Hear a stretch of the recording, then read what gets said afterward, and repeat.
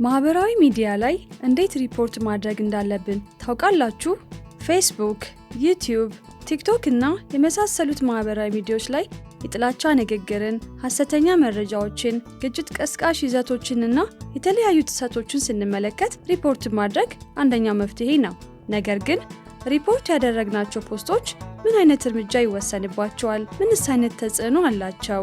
አንድን ይዘት ሪፖርት ስናደርግ ሁልጊዜ ይዘቱ ይነሳል ወይም ይዘቱን ያሰራጨው አካል ማስጠንቀቂያ ይሰጠዋል ማለት አይደለም።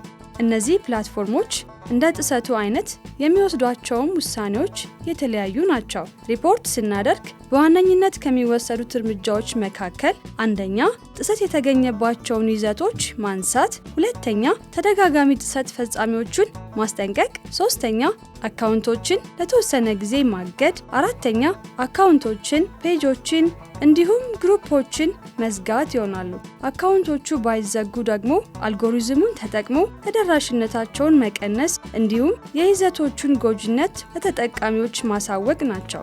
ሌላኛው ሪፖርት ስናደርግ የምናገኘው ጥቅም ተመሳሳይ አሳሳች እና ጎጂ ይዘቶች በቀጣይ ወደኛ እንዲሁም ወደ ወዳጆቻችን እንዳይደርስ መቀነስ ነው። ጎጂ እና አሳሳች ይዘቶችን ሪፖርት በማድረግ የየራሳችንና የሌሎችን ደህንነት እንጠብቅ።